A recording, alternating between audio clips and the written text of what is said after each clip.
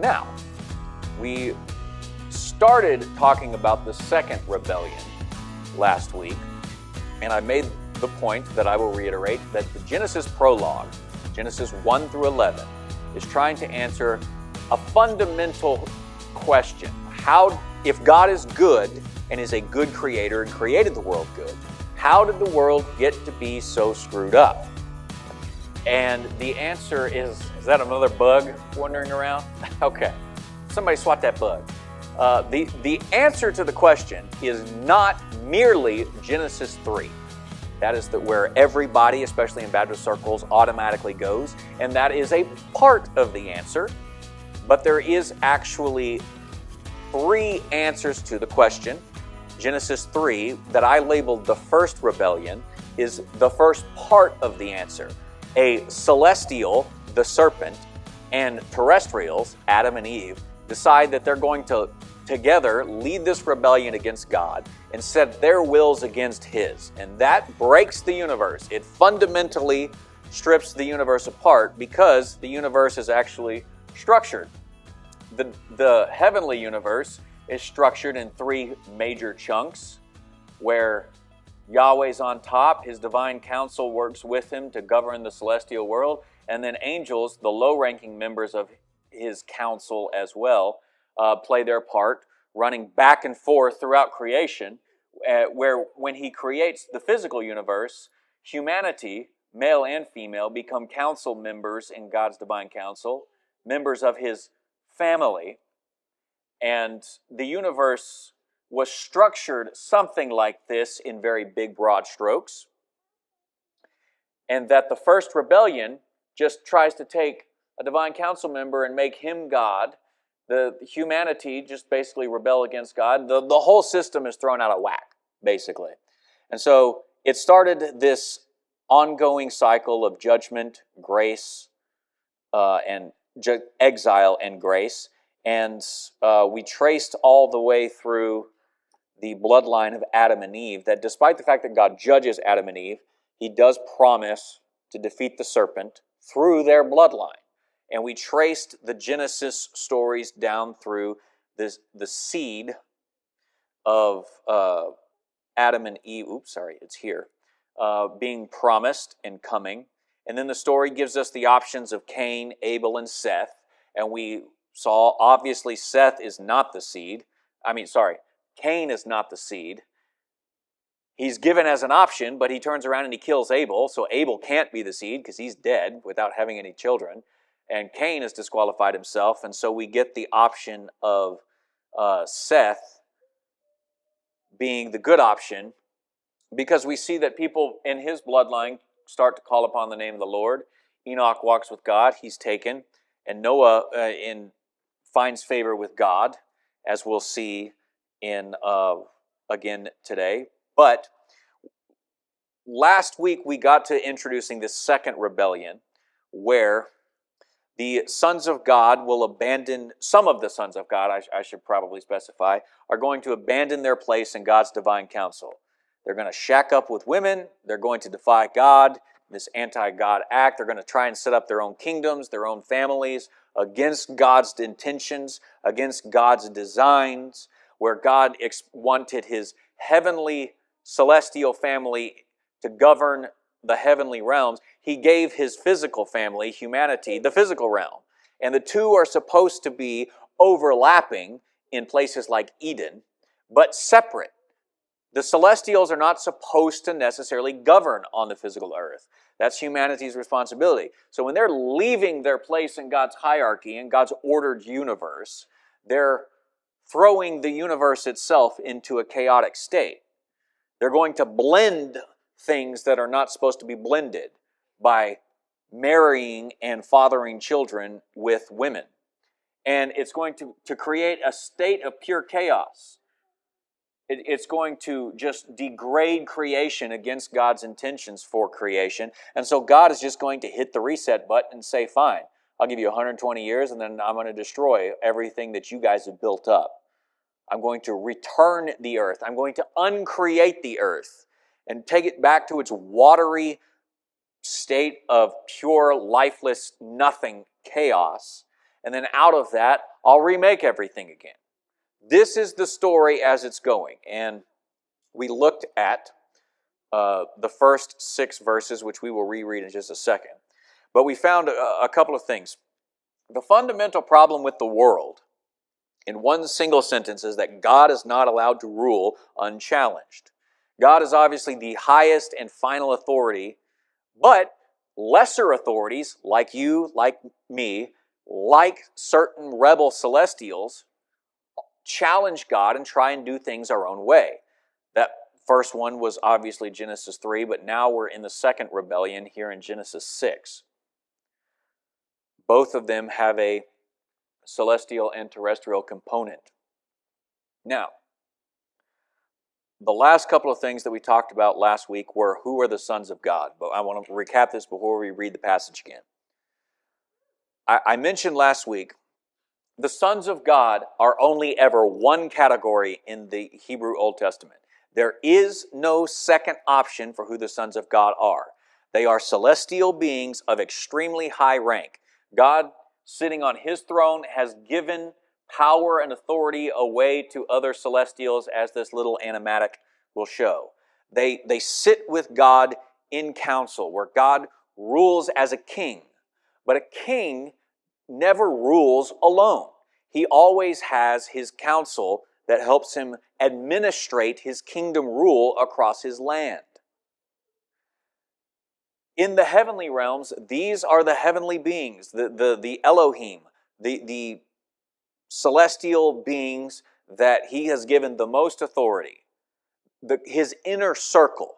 And the sonship language is really about his inner circle, closeness to God, because ancient councils were largely made up of the king's family members, not exclusively, but largely. And the king's sons, princes, would outrank all the other council members.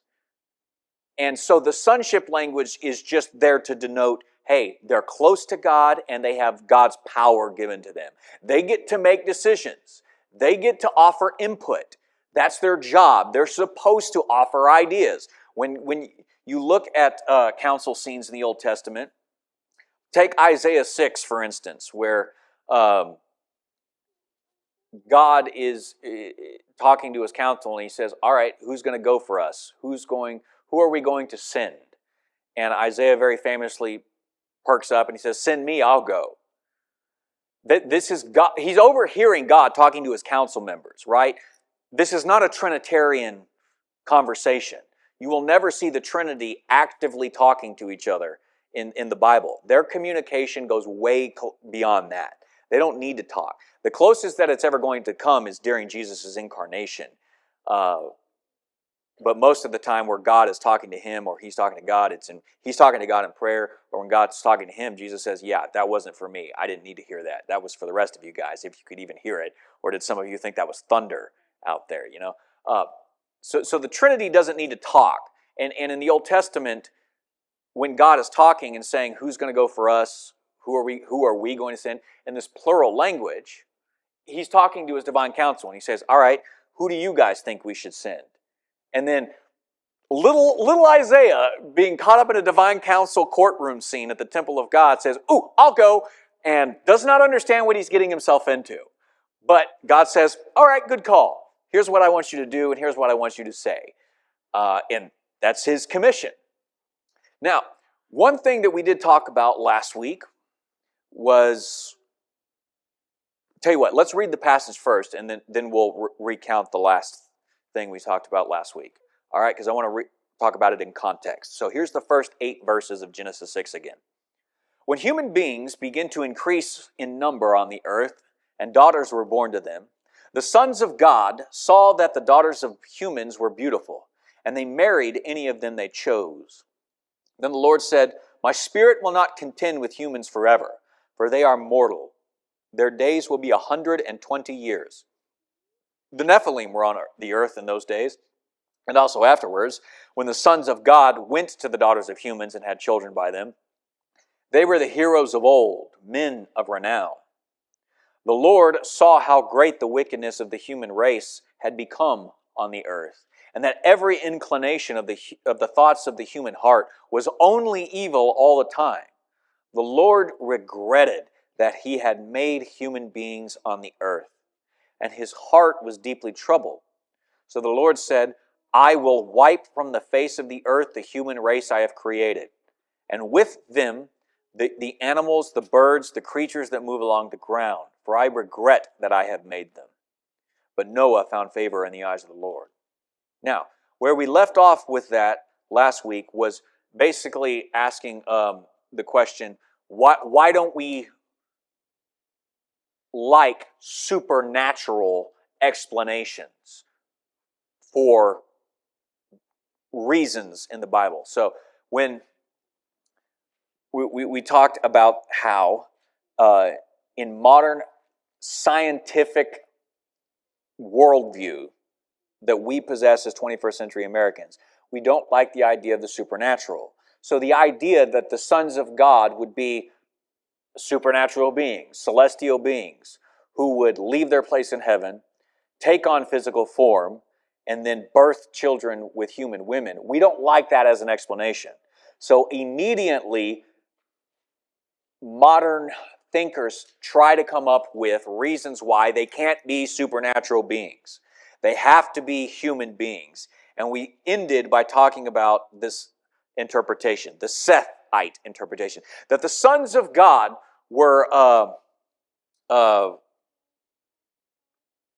there's actually two different ways of looking at this. Either the sons of God are male descendants of Cain. Some people flip this one upside down, where the sons of God are the male descendants of Seth, and the daughters of men are the daughters of Cain. So it works both ways, either way. It doesn't matter which way you interpret it, because the point of saying, well, it's Cain's bloodline and Seth's bloodline intermingling, is to say it's not supernatural beings. It's not celestial beings. The sons of God, we don't know who they are, but we know that they're not celestial beings. And as I mentioned last week, this was actually invented by rabbis after they're kicked out of the land. And then Augustine in particular popularizes it in the church. I don't think he's the first person in the church to adopt it, but he adopted it, and he was such a popular figure around 400 AD that after him, lots of people will assume it.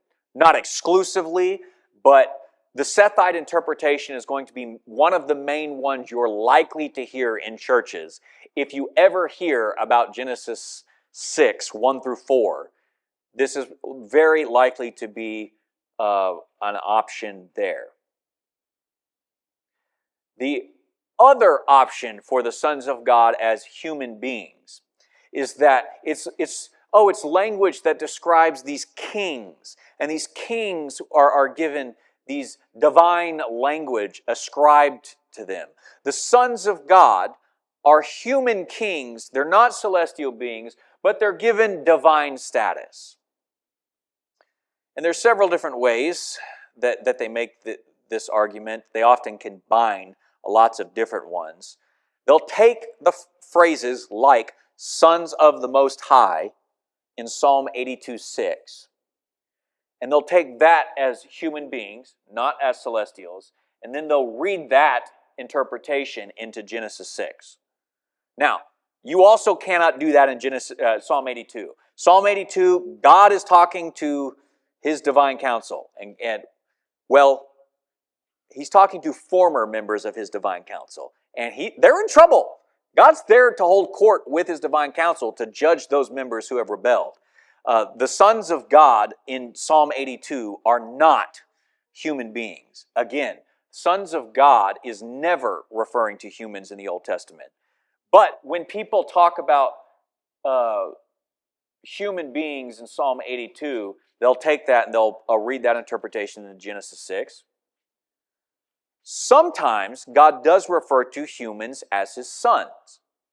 In Exodus 4, Israel is called God's son. In Psalm 2:7, the Messianic king, the Davidic king, is called God's son.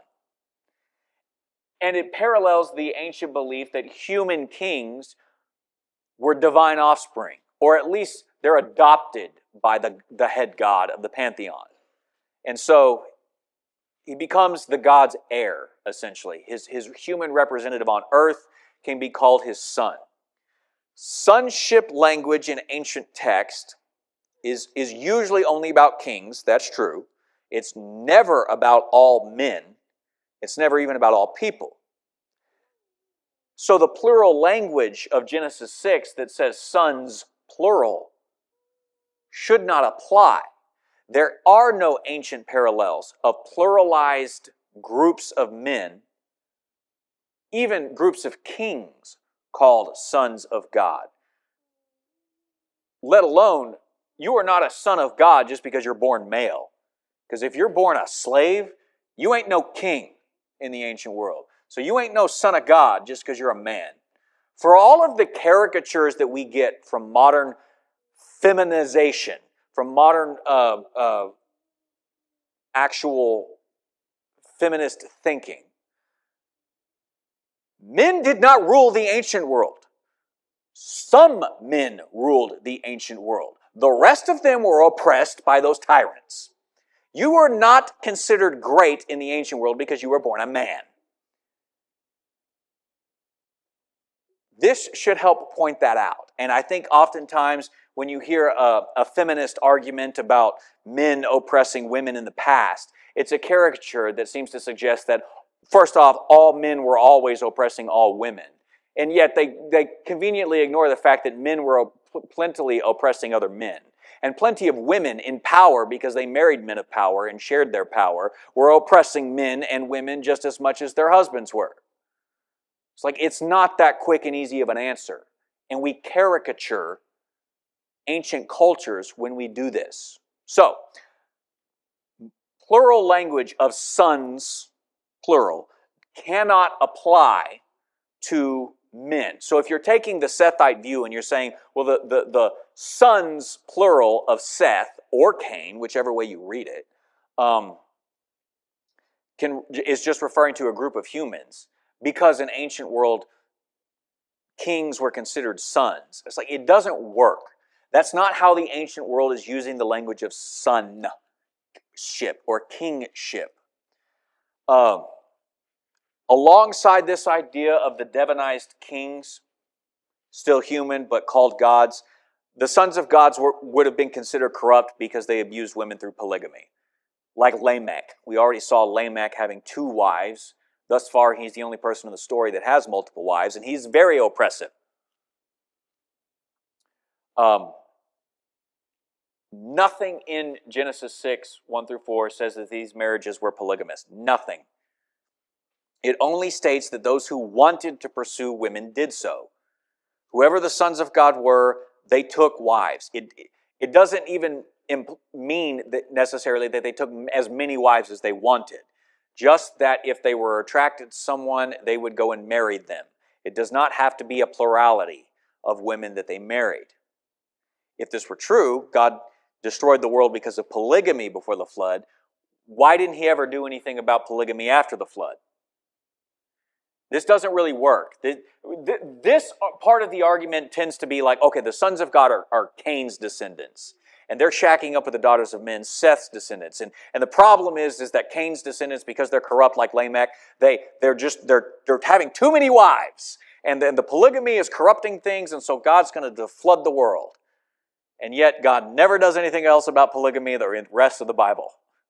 He never actively does anything, let alone destroys creation again the way that he does in the flood.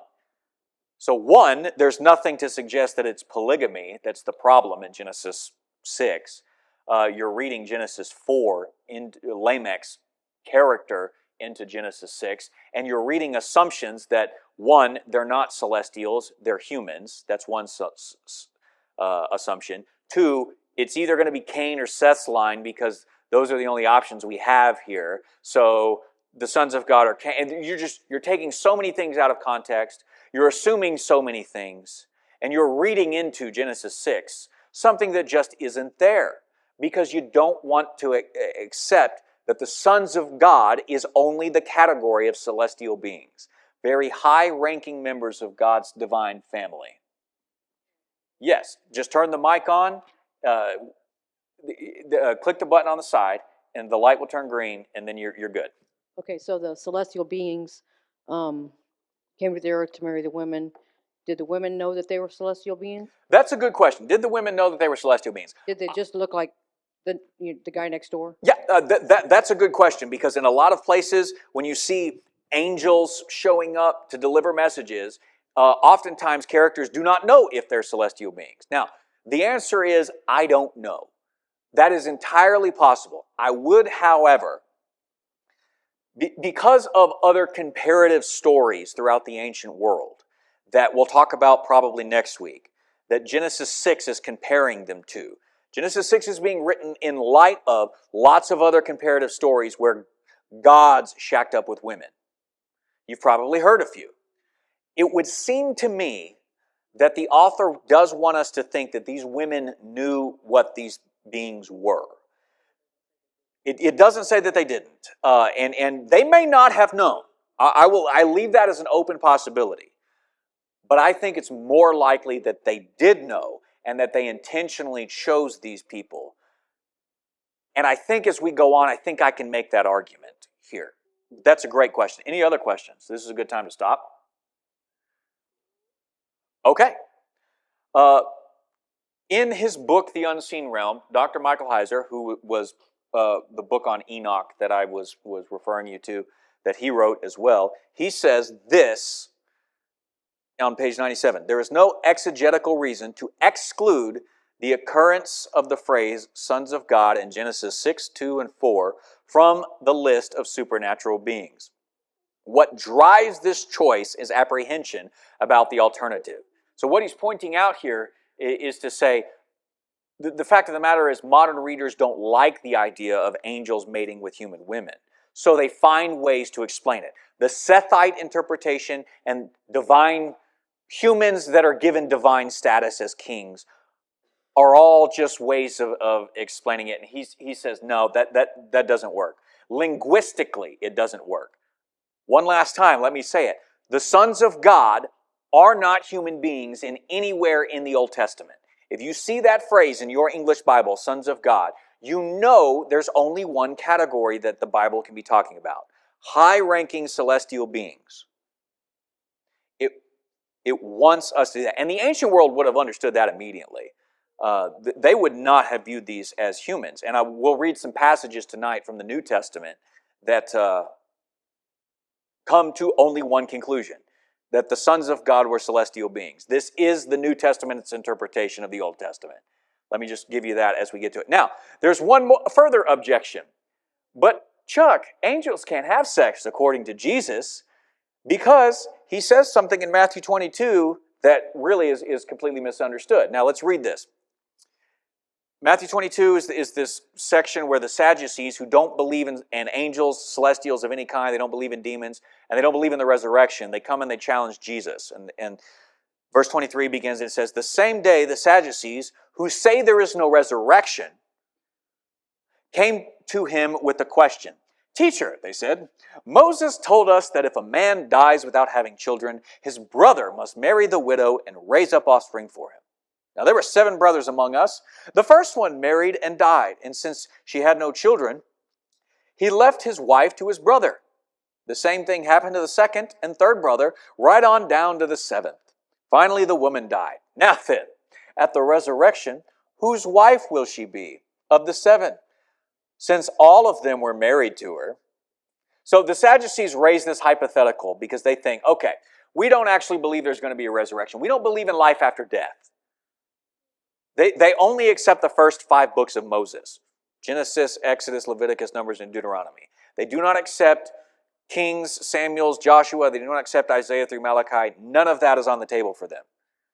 So they think all of the resurrection languages that come from those parts of the Bible in the Old Testament are illegitimate. So they raise this hypothetical question, although maybe it happens, and they say, answer us this, Jesus. You think like the Pharisees, you think there's a resurrection. Well, answer this conundrum, if you will. One woman was married to 7 men. Who's she going to marry in the resurrection? Gotcha. Boom. Jesus replied, you're in error because you do not know the Scriptures or the power of God. I mean, Jesus can be pretty point blank, straightforward with people when he wants to be, and this is pretty direct. You're in error because you don't know the scriptures, meaning you don't accept the word of God that the rest of us do, and you don't know the power of God to raise the dead.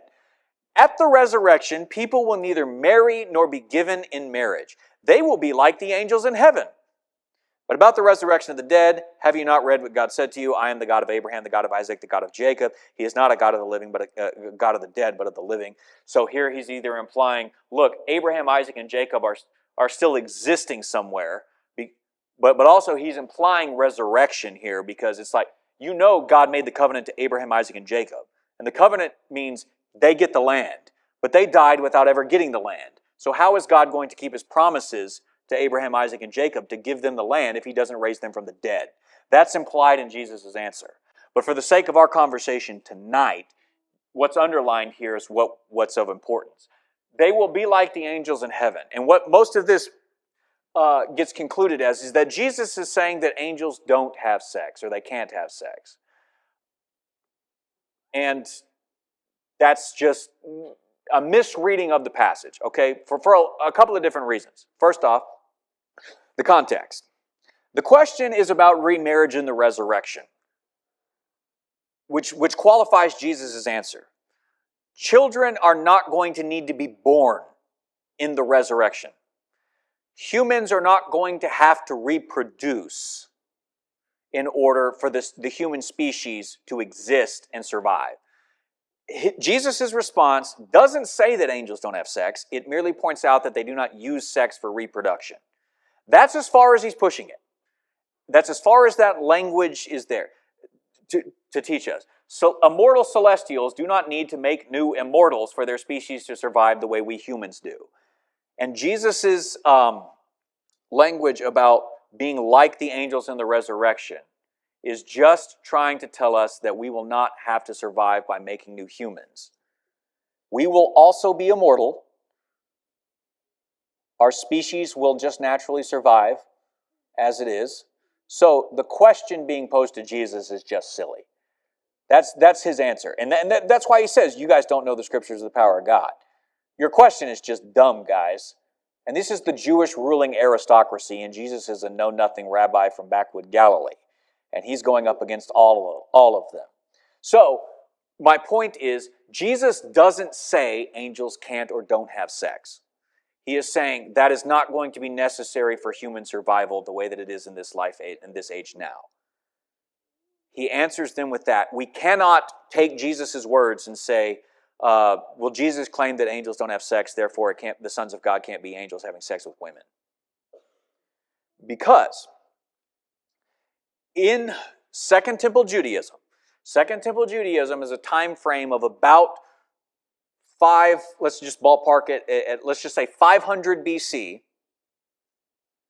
to about 170 AD, but really it's like 100 AD. So it's about, 600-year time frame of Judaism, writing all these things like the pseudepigrapha that I mentioned before, writing all these other stories, writing all these texts, trying to figure out things. They're compiling the Old Testament. They're writing it in the final forms that we have it. They're editing these things. They only had one interpretation for Genesis 6. And that was that these are celestial beings shacking up with women. Now, I'll give you 3 big examples. First, Enoch, Jubilees, and of course the Dead Sea Scrolls, which if you're not familiar with the Dead Sea Scrolls, man, you need to familiarize yourself with the Dead Sea Scrolls to understand major aspects of what Jews were talking about during the life of Jesus and the apostles, man. Because they were around during the life of Jesus and the apostles, and they're so much closer than medieval Christianity and medieval rabbinic Judaism to telling us what people were thinking in this day. These are just 3 examples. You can find half a dozen others from a simple Google search in an hour. But you will only ever find stories and documents written from 500 BC to 100 AD. You will only ever find one interpretation, the interpretation that I am giving you. that they are celestial beings shacking up with women. And for that matter, when the New Testament reflects on this passage, it only also gives you one answer. Now, those of you in my Sunday school class or who have been listening to anything for 2 Peter and Jude on our YouTube page should be familiar enough with these ideas by now, because Peter says in 2 Peter 2, starting in verse 4, 1 through 10 is the whole section, but I don't have them all up here. For if God did not spare angels when they sinned, but sent them to Tartarus, which is the Greek word for the lowest part of the underworld, putting them in chains of darkness to be held for judgment. If he did not spare the ancient world when he brought the flood on its ungodly people, but protected Noah, a preacher of righteousness, and 7 others, this is especially true of those who follow the corrupt desires of the flesh and despise authority. So there, verse 4 is the main point here. When did angels sin and get thrown into Tartarus? For Peter, there's only one option here. These are the sons of God that are part of the second rebellion.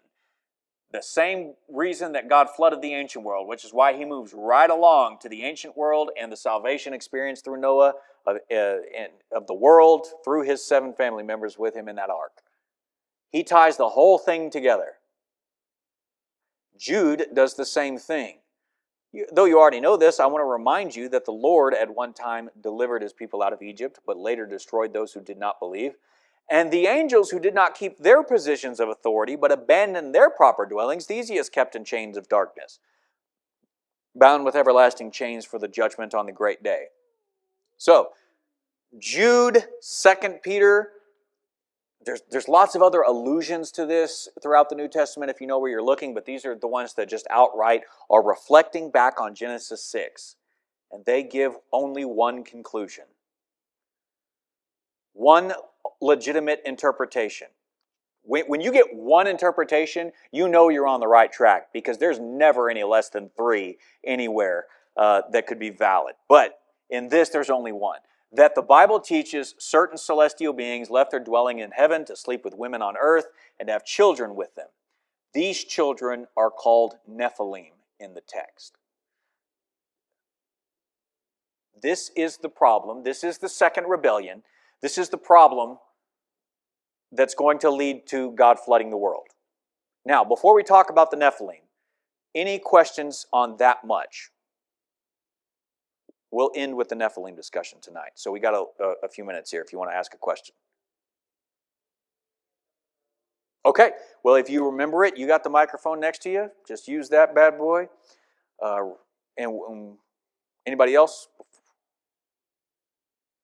Okay, so the last question to understanding this story in context is, who are the Nephilim? The word Nephilim is only used twice in the whole Hebrew Bible. Here in Genesis 6:4, and then in Numbers 13:33. Numbers 13 is when the spies have come back from going through Canaan for 40 days. And they say, we can't go in there. We'll get crushed. The remnants of the Nephilim, the Anakim and the Raphaim are living in Canaan. The giants are in there. They're too big. We can't fight these guys. And Caleb and Joshua are like, we can go in and we can fight those guys. Let's just go in and fight those guys. And so it's the only time the word shows up. So it's a very rare word. So rare words are harder to understand, because people learn what words mean by comparing them to other words when they show up. Now, the most common interpretation is that the word Nephilim is derived from the Hebrew word naphal, which means to fall. If so, the word means the fallen ones. I do not think that is the right answer. But like the Sethite interpretation, or like, these sons of gods are just men who were kings and they're called divine beings because it's an interpretation that is common today because we don't like the supernatural option. Because we often misunderstand what the supernatural option actually is. So let's talk about this in the last 12 minutes that we have here. The Septuagint. The Septuagint is the Old Testament translated into Greek. About 200 years before Jesus and the apostles, they set to work translating the Hebrew Old Testament into Greek. Septuagint, as the Roman numerals here indicates, is 70. Septuagint is the term that means 70. Because the story goes that when they got together in Alexandria to do this, 70 rabbis worked on it. So they ended up labeling it 70. It's the Greek translation of the Old Testament, and it's a very, very good tool for understanding how the Hebrews understood their own writings. Because there is a lot of things in your English Bible that if you read an English interpretation of the Septuagint, you would be like, wait a second, I don't see that there at all in my old English Bible. And the reason is because your English Bible is being translated from Hebrew, but in the Greek, what they did was, Hebrew had fallen out of fashion in the Jews by this time. Aramaic was the common tongue in the Jewish cultures. They're translating it into Greek because most Jews throughout the Mediterranean world don't even speak Aramaic. They speak Greek and all whatever other languages are common to their region. Alexander made, in 333, marches into Palestine, conquers all the places, and says, you guys are going to get Greek education. You're going to learn to speak Greek, because Greek! And he tries to unite his empire by giving everybody a Greek as the common language, right? So, most of the Jews outside the land didn't speak Hebrew. Some would have spoken Aramaic, but that still would have been less common. But everybody essentially spoke Greek to some level. So this was helping them unite their Hebrew cultures across a very vast area of land and ocean. Well, Mediterranean Sea. And so what they do is they paraphrase. They parse things out. Things that are only implied in Hebrew, they make very, very explicit in Greek. One of those things that they're going to make very, very explicit are the identity of the sons of God and who the Nephilim are. Now, the Septuagint translates the word Nephilim as giants. In Greek, it's the word gigantes, in which in English we just transliterate that to giants. Gigantes. Okay? So, why did they think the Nephilim wasn't fallen ones? Why did they think the Nephilim were giants? I think Numbers 13:33, the spelling of the word in Hebrew, might be the best clue. The best point of understanding why it's giants instead of fallen ones. The word Nephilim does not come from the root Nephal. That, by the way, is a guess made by people interpreting Hebrew in like the 17 and 1800s. Because the tricky thing is, it doesn't actually come from a Hebrew root at all. It comes from an Aramaic root. The Aramaic word Nephilah means giant. They transliterated this word to Hebrew, and you pluralize it, and you get the word Nephilim, exactly as it's spelled in Numbers 13:33. Because the reason that they took this Aramaic loan word for giants and gave it Hebrew vowel stems in their language is because Hebrew doesn't have a word for giant. English is a language that beats up other languages and takes their money out from their back pockets, takes their words, takes their sentences, takes their syntax, and then turns it into them. Every language has done this to some degree in the past. If you don't have a word in your language, the next language over that's closest to you in spelling and dialect and Semitic tone is going to be the one you take their word for it. So, the Hebrew word Nephilim derives from the Aramaic word Nephilim, meaning giants. The Septuagint translators would have known this. They would have understood this. And so they translated the word Nephilim into giants. These would have been human men who were larger than normal men of the time. See, that's important because we need to ask this question, what exactly would they have had in mind when they thought of a giant? Look at this picture right here, just for context. She kind of got cut off, but there's this big human-looking person and a tiny little person over here, and then a guy standing over there. And it's hard to tell, based on where they're at in the photo, whether or not the guy on the far left of you is as big as the guy on the far right, or if he's just a normal-sized person, or what. So this is an important question to ask, because what comes to mind when you think of a giant? People? Evil. Okay, evil. That's good. Keep that one in mind. Size-wise, physical size. When you think of the term giants, Goliath, how big was Goliath? See, we'll come back to that probably next week. We'll talk about Goliath's size for good reason. So, in fact, no, I'm not going to worry about it right now. But okay, what else? I was going to say, to me, anybody that's a lot taller than me.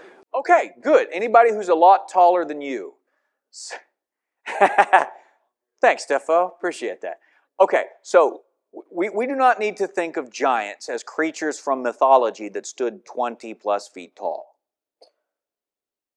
And I think that's kind of the assumption. We think giants, and this picture is there for scale reference. We think of somebody who's, Jack and the Beanstalk kind of giants. What? The Jolly Green Giant. We're thinking of people whose head would go into the ceilings of most rooms today.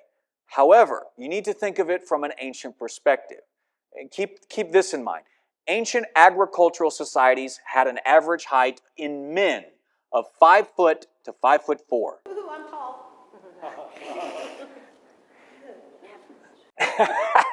Yes, average. When you're subsisting off grain and fruits and a little bit of meat, but mostly grains and fruits that you grow out of the ground in an agrarian society, you don't grow as tall as most people do today, who can swing through a drive-through and get greasy, fatty foods that are high in caloric intake, if not healthy caloric intake, who can, over generations of that, actually grow to an average height of 5'10", 6 foot. 6'4"? How tall are you, Jeff? Yeah, so anyone in the ancient world who was 6'5" or 6'8", just ballparking here, would have been considered a giant. Now, you take people 1.5 feet taller than you by nature and just clad them as in full body armor and give them swords and weapons.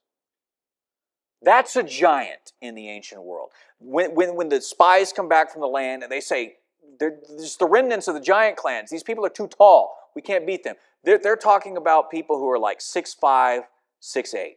That's all. Because you have to compare apples to apples and oranges to oranges. You can't compare modern ideas in fantasy stories of giants standing 8 to 10 to 30 feet tall and then expect that, I read the word giant in the Bible. I know what that means. It means a 30-foot tall guy. No, it would have just meant an above average person of the ancient world. Now, we got a few minutes here. Let me see if I can find the slide. Okay, yeah, go ahead. No, it's on my slides for next week. So we're going to talk about Goliath's height next week. Angie, go ahead. So the last line, well, I say last line, but the line on my page is calling them heroes. Heroes, yes. I'd never think of giants as heroes. Yeah, so we're going to come back to that, and we're going to talk about it later, because I don't think that's a very good... Famous? Famous is closer to it. And you're reading NIV? What translation are you reading? Okay. Yeah, I don't like the way the NIV translate that, because it makes it sound positive. What we're going to talk about next week is that this is not positive. This is infamous. It's not satirizing. Well, the word is polemic, and we'll talk about polemic next week, where it's actually trying to say it. You know those great heroes of renown that you've heard in the past, like Gilgamesh? It was those guys. But it's putting it in the context of saying, these people that you've heard did these great deeds and were half giants or half divine giants, and they did these great things. And Hercules, we talked about last week, and all of his tasks and stuff. And you think it was a good idea that these people existed? I'm trying to tell you that we're talking about those guys, and God destroyed the world because of them. Not because of them, because of their fathers, essentially, but they were never meant to exist in God's plan. Another question? Oh, so. So it's, yeah. So I don't think it's in Hebrew, it's painting a positive picture. It gets translated that in the NIV, and I don't like it.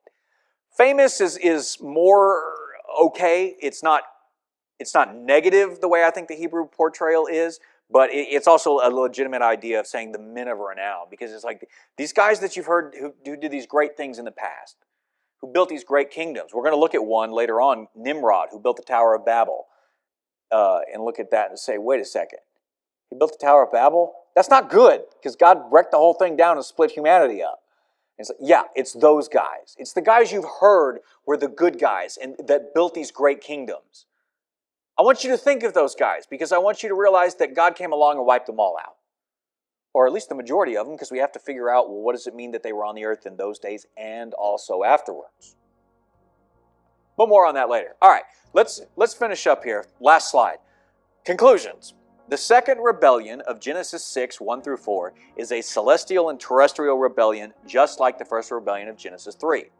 The only valid interpretation of the text meaning is that celestial beings of the group, sons of God, left their God-given authority in heaven to set up their own rival families and kingdoms on earth. The sons of God had offspring with human women who were larger and stronger than normal humans of that time.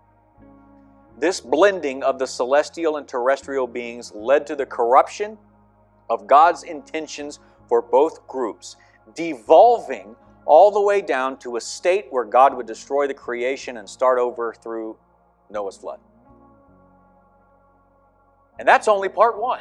Next week, we have to start talking about why is this here at all, and start talking about what is polemic and what is the author, why is he including in this compared to other ancient stories where these great men of renown did these things. Okay, any other last questions? Any other things you want to ask? Yes? The Sethite interpretation, is that a Chuck word, or is that something actually I can look up? And You should be able to look it up. I mean, okay. If you don't look it up as Sethite, you can look up sons of Seth, and that other will probably lead you to the interpretation somewhere, because that's probably the most common one you're going to come across.